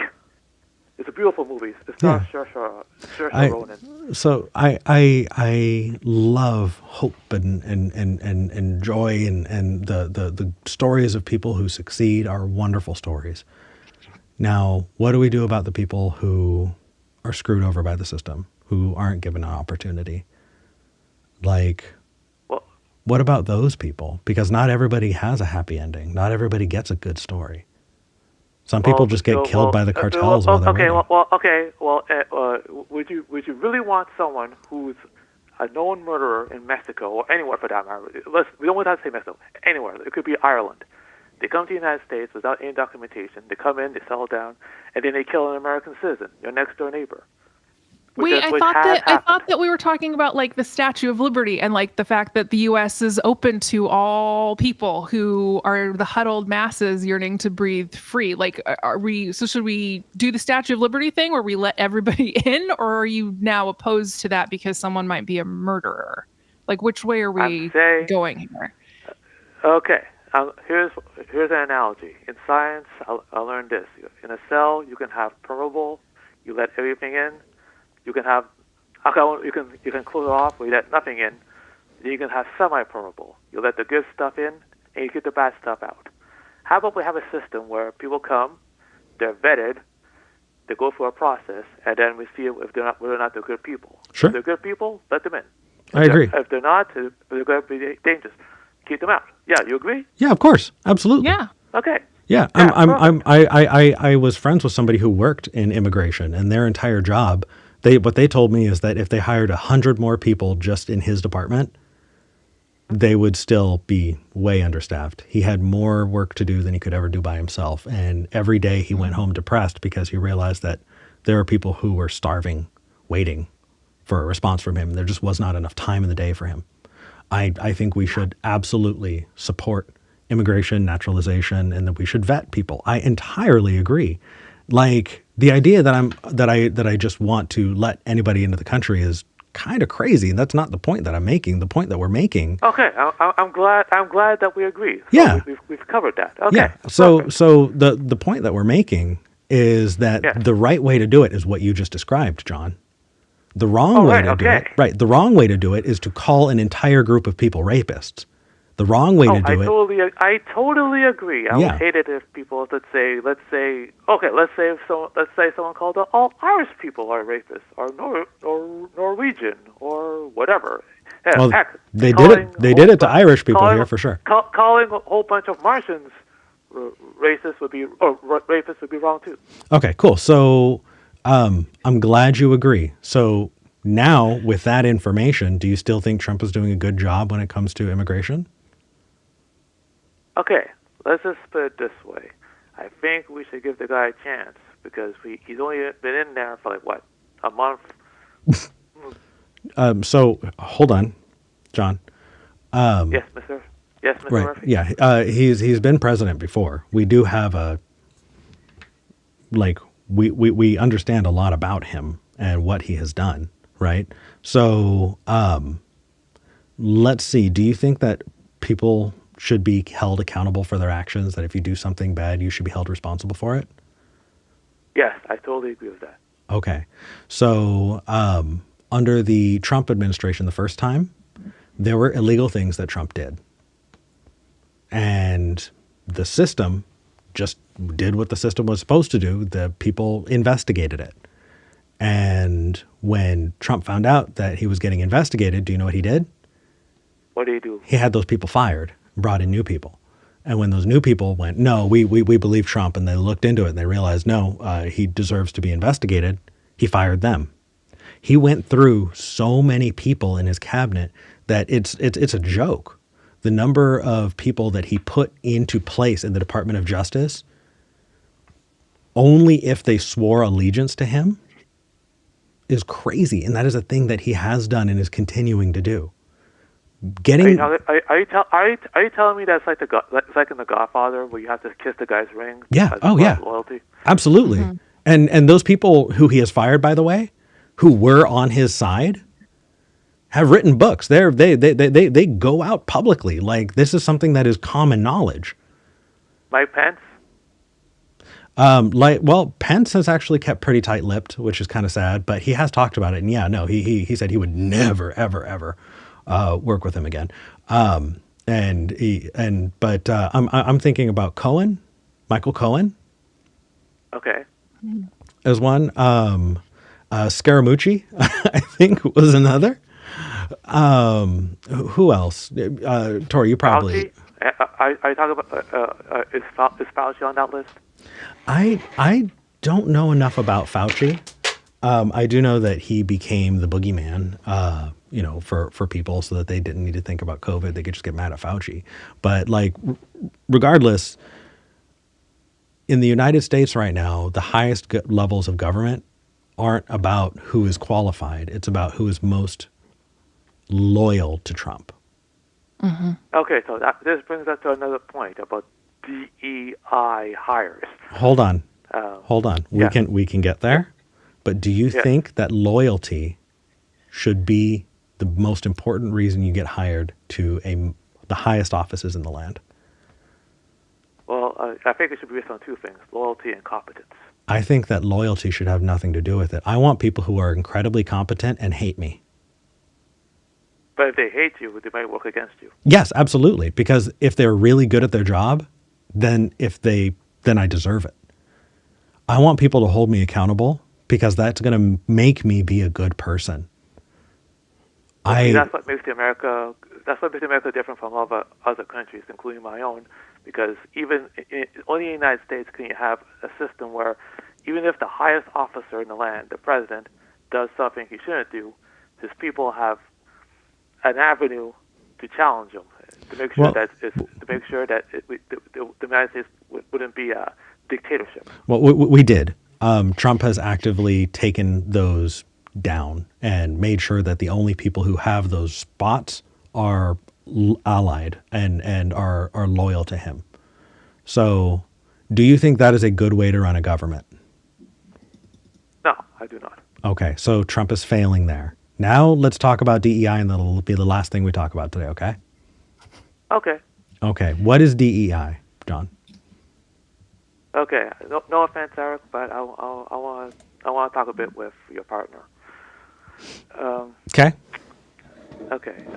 DEI is okay. If I understand you correctly, is DEI like to make sure that Black people, white women, or anyone that's considered a minority is hired or is given a position of power or authority to make sure that happens?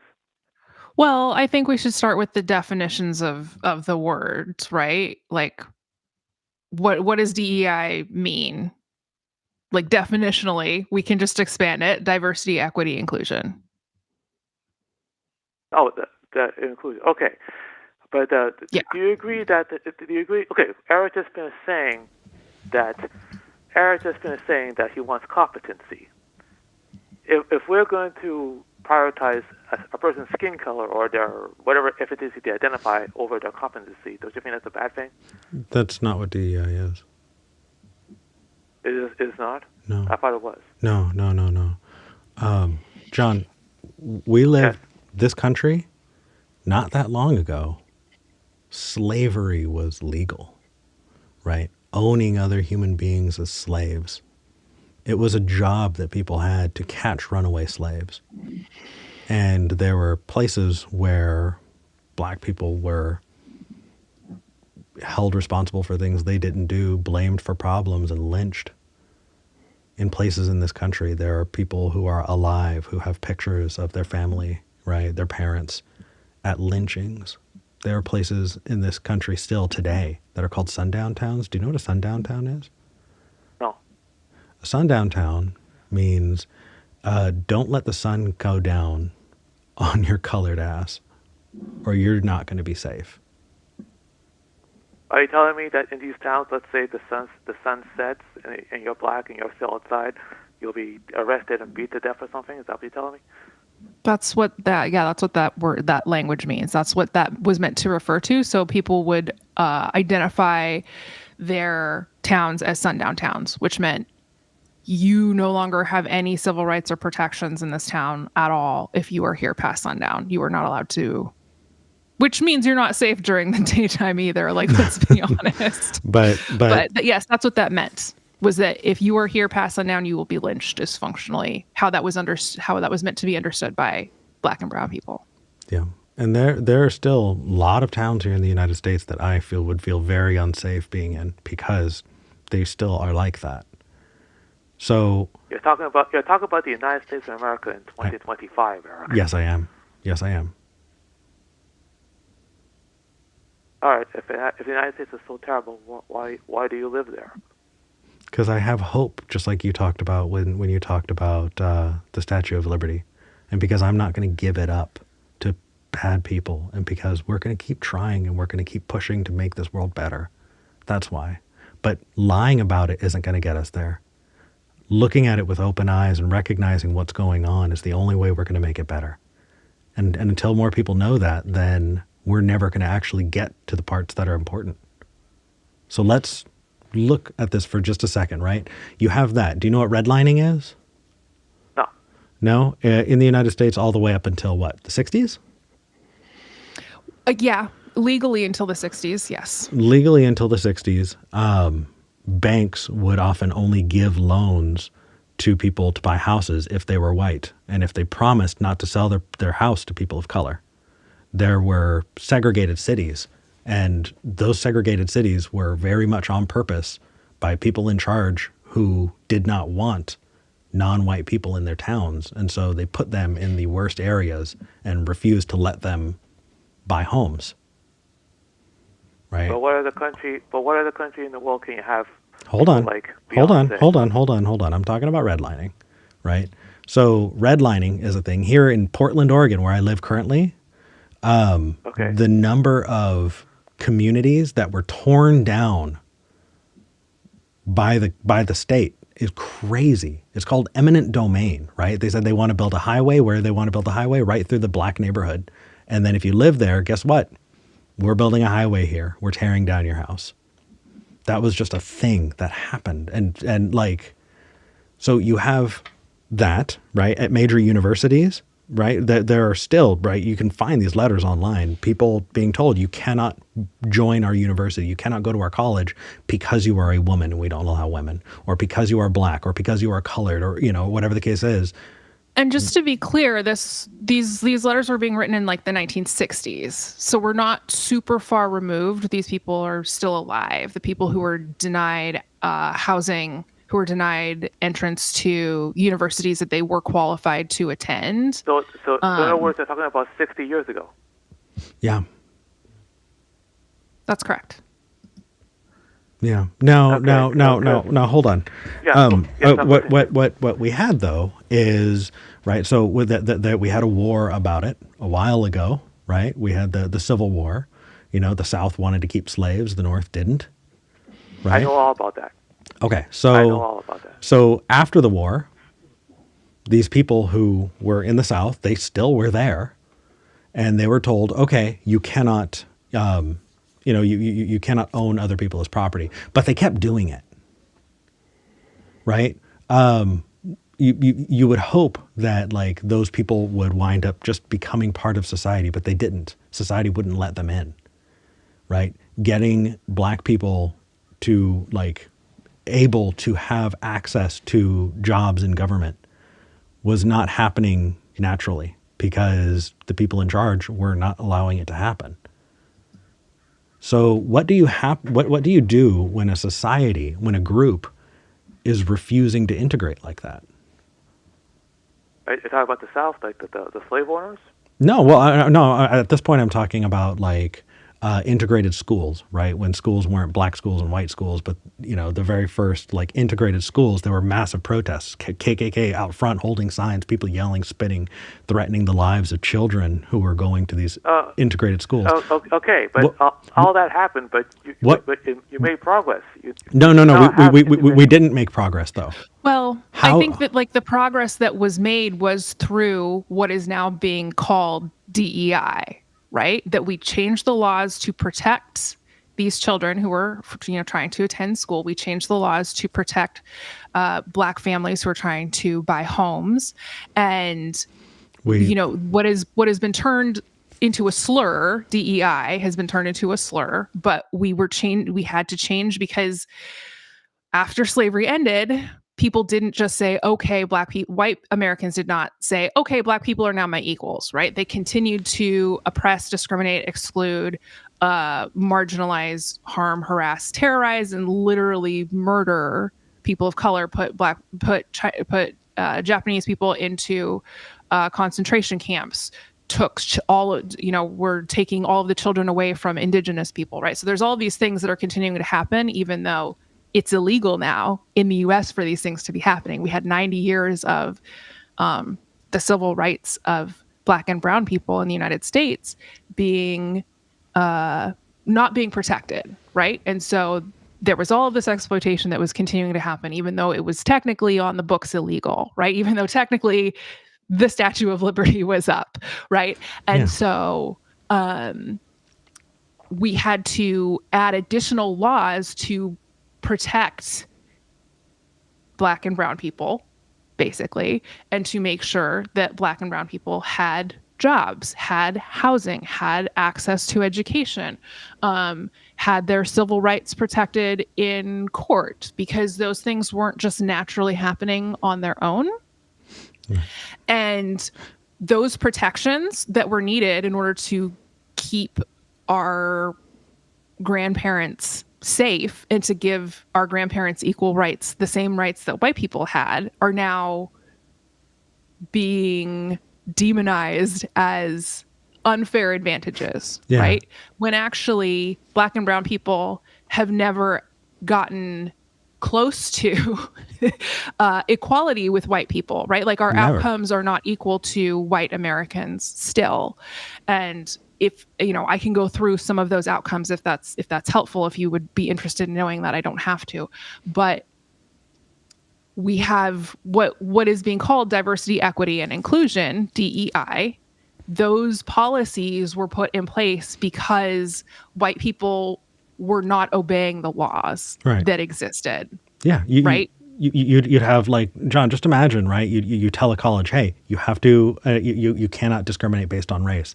And then you look and it's 2 years later and they haven't admitted a single person of color, right? They have not. They admitted one. Or they admitted one. But So hold on, John. Hold on. There's a really important point. Hold on. So if you look at a college and they've admitted one Black person, one brown person, and they've admitted thousands of others, do you think that only that one Black or brown person was smart enough to get in, that they were qualified, that only one out of all of them and all the thousands of white people that came in would just happen to be more qualified? Do you think that was coincidence? Or do you think that there was probably still racism involved? You have to let people in who deserve to be there. No, but they weren't. They did deserve to be there and they weren't let in, right? So how do you know that? Well, does it make sense? We can see it in the data. Yeah. Does it make sense that, like, if you live in a community where, I don't know, 30% of the population is not white and less than 1% of the people get to the college, like, does that sound like that would make sense if, people got in because they were deserving? Well, there could be a reason for that. If Black children in the United States aren't getting a good education in primary and in high school, they're not going to score well, and they won't be able to go to a good school or a good college, even though they might be smart enough. But right. So then you have to. So why aren't they getting a good education? Well, but even then, John. But even then, John, I'm talking about straight A students. Let's just keep it on 4.0 straight A valedictorians, right? These are kids who deserved it, who were more qualified than their white peers who didn't get in because of racist administrations. Do you understand that is a thing that happens? Yeah, I mean, Eric and Tori, I cannot think of another country besides yours. I'm asking you, but I'm telling you a thing that is true, and I want to know if you are listening and understand that is a thing that happens here, and has happened here for a very long time. So you're saying that Black students are being discriminated against at the college level? They have been. Smart ones. Oh, yeah, absolutely. The only reason we have inclusion is because the government said we are going to force it and we're going to check and see if you're doing racist shit. And they did check. And that is what DEI is. DEI is to make sure that the right person is getting the job because they deserve it. And it's not being given to somebody because their parents were important or because they just happen to be the right race. DEI makes sure that people are looking. I totally agree with that, but at the same time, a person shouldn't have a job just because of who they sleep with. I don't know how that has to do with DEI. Well, the Biden administration, they hire people only because they're gay or lesbian or something. That's not true. No, see, here's the thing, John, is number one, what you're doing is assuming that those people are not qualified. And number two, John, you're assuming that the only people who are qualified happen to be white or happen to be straight. I never said that. Okay, so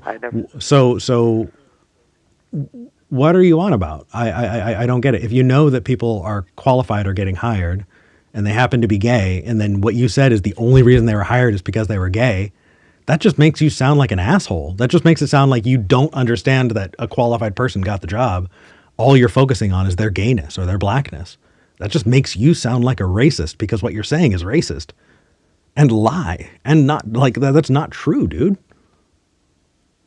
Okay, the last press secretary, that lady, I don't know, her name is Pierre.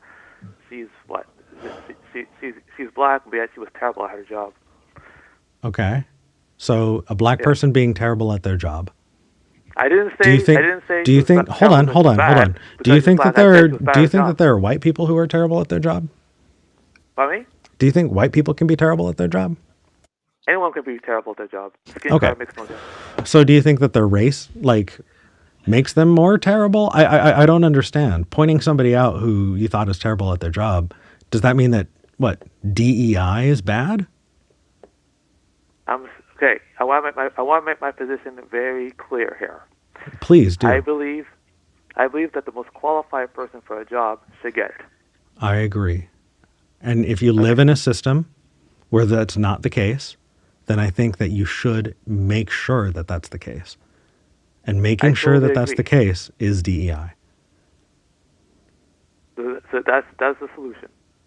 Well, until people are willing to not be racist pieces of shit or bigoted against gay people or bigoted against however they are, and they're making their hiring decisions or picking people up, deciding who gets admitted to schools based on their bigotry, then DEI is needed to make sure that that bigotry isn't the norm. Okay, I want to say this. If I was running a business, I would hire the best people I could possibly find. I don't care about their skin color, their ethnicity, John, their sexual orientation. I believe you, and I think that if everyone was like you, we wouldn't need DEI. But not everyone is like you, and so we do. Okay.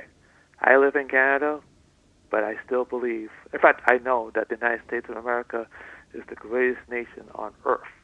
And if it has problems, it has to be fixed. Don't you agree? I think we both agree that the problems here absolutely need to be fixed and are fixable. Otherwise, we'd be trying to leave. Yeah. So, I don't think it's a competition. I don't think we have to be the greatest nation on earth. I think all countries should be striving to be the best that they can be. That just makes sense to me. And the United States included. And we have a ways to go, obviously. And so we've created tools like diversity, equity, and inclusion in order to ensure that we can continue down that path. Well, I want a system where everyone can live up to their full potential. For instance, absolutely. I absolutely agreed. So, John, it's the end of the show. We got to wrap up. Oh. But time flies when you're having fun. We've been talking for like an hour, John. We've tried to be very, very patient, and we're gonna wrap up and talk to each other. But thank you for calling. Well, yeah, thanks, John. Can you do me a favor? Can you guys do me a favor? Someone on your comments, I think his name is Will Scoggins. He says John is a great guy. Love having him. Tell him thank you very much. Well, it sounds like you just did. Take care, man. Are we being too patient? Was that too patient? Should we have yelled at him? No, I mean, okay, because we've talked to John before. I don't think that we're being too patient, right? Like when you've got some established like trust there. And I'm trying to learn this and practice this and embody this myself, that like, I think that, when John says that, I sincerely believe he wants the best for this country. And I sincerely believe, well, I don't, and I sincerely believe that he believes things that are maybe incorrect, or, a lot of, all of that to say, I think that like the conversations still have value. And, I think that it's clear that we can get on the same page with things. I don't know. This is a question that we're constantly trying to answer ourselves, Eric, is like, do we want to be having conversations with people who, we can maybe influence in a positive way, or do we want to be having conversations with people who completely disagree with us and are just going to fight and scream, and then we kick them off and talk about it afterwards? Like, this is the dilemma. We're always trying to figure it out. But I think that there's this like blind spot for people, that they don't realize that they have these assumptions that are tied into things in really, really weird ways. Totally. Like we're talking about immigration, and we agree on immigration. What the problem is this assumption that Democrats don't want legal immigration to be a thing, or are totally cool with criminals in their neighborhoods and are advocating for that to be totally fine. And that's not a thing that we want. The assumptions are strange and don't hold up to any real scrutiny. No. And I don't know. That's a good question. Like, is that something that we should be continuing to have conversations around? But I think we sort of need to have conversations about these things. I think John brings up a lot of commentary that just is like existing in the discourse that needs to be kind of confronted and explained in a more calm and rational way. Well, I mean, how many times have you seen people talk about DEI and not just jump to the soundbite and slam and yell and hang up on them? And it's just like, hold on. If you just asked him just the next two questions, you would find that we can actually get there. We can actually like communicate. It just took, hey, context is important. There's pieces of information that are missing. The context is kind of missing. And the sound bites that get out there into the zeitgeist and then just become part of like the national, international discourse, that aren't actually based in reality, like those things I think are worth confronting. I think that, we didn't even get to it, but like the reason that companies had diversity, equity, and inclusion policies in the first place is because data shows that more diverse companies make more money. They do. And it's because people's inbuilt racism prevents them from hiring the best person for the job. They're just looking, you get Nepo babies, and you get, these legacy pledges to universities and things like that. Like, it has nothing to do with how qualified they are. It has nothing to do with their achievements. It has everything to do with them they know who their parents and grandparents were. Yeah, we live in a system, or the color of their skin, in a lot of cases. Yeah, well, we live in a system that was not built for us, not for you and me. Yeah. So, and I think that tools that correct that are positive. I mean, there were so many things that we didn't get to in that there are no places. I've been putting this out for years on social media. Like, if there are places where diversity, equity, and inclusion have overcorrected, right? That there is an overrepresentation of people of color, of disabled people, of queer people, whatever the situation is, right? if there has been an overcorrection, like, please bring that to me. I would like to see that. Please show me where there are more Black people at Harvard than there are in the general population. And that's bigotry against the whites, right? I have yet to see that. I look for this data all of the time because I am curious. Like, this is something that's personally interesting to me and also part of my job, right? That I teach about this. Maybe it's out there. Maybe there's somewhere out there where Black people are just like killing it and doing like have better outcomes than white. That doesn't exist yet. That has not existed anywhere yet. I'm not saying it's not possible, but I'm waiting for that like bigotry against the whites to like be a thing. And in the meantime, when people do achieve and they start getting something nice for themselves, you start building a community. I don't know, Black Wall Street. Historically, what happens? Right. John, if you're still watching, look up Black Wall Street. Take a look. See what happens. See what happens when people do well for themselves. Tori, I was not expecting this. I thought we were going to get more into leopards eating faces, but this wound up being interesting. I'm glad we had these conversations. Tori, where can people find you if they don't want to wait a month? People can find me. I'm on Blue Sky, as I said, toriglass.bsky.social. I have 2 podcasts, White Homework, which is about anti-racism and collective liberation, and essentially Fannie Lou Hamer's idea that like nobody's free until everybody's free. And then I have the podcast Go Home Bible, You're Drunk, which is a post-religious podcast for people who want to read the Bible and drink about it. We don't actually drink that much, but the Bible makes you feel like you've been drinking a lot. And so that's the sentiment. Eric is going to be on, I think, this coming week on Go Home Bible, You're Drunk. So you should listen this week or next week. It was a lot of fun. Yeah, it was great. Those are the main places to find me right now. Good. Please, everybody do. I do want to read Super Chats. I did not read Super Chats last week, and so I want to personally apologize to John Klein, Kiyo Tomiyaki, and to Atheo-Pagan, who sent Super Chats, and I tried to make sure that I read Super Chats, and I just forgot last week, and that's not cool. So I'm going to read Super Chats today. Helios sent 500 RSD. I don't know what RSD is. Do you know what the currency is? RSD? No. I'm telling you, we've got international viewers, and we'll figure it out. But thank you, Helios. Says, all hail the cat, the true and only God of this world. I don't know where my cat is. She got upset that I wasn't letting her groom herself right in front of the camera, but I'm sure we'll be fine.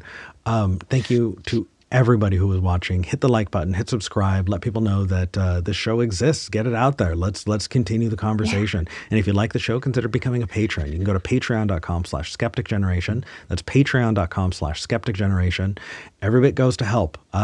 In 2 weeks, 8 days, in 8 days on the 10th, this program, Wirecast, is going to re-up for another year. That's $120.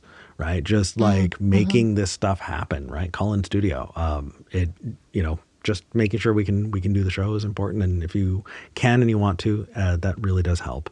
That said, Tori, I think we're ready to go. So I'm Eric Murphy. I'm Tori Williams Douglas. This is Skeptic Generation. Do you remember the closing line? I'm glad we had this talk. It's perfect.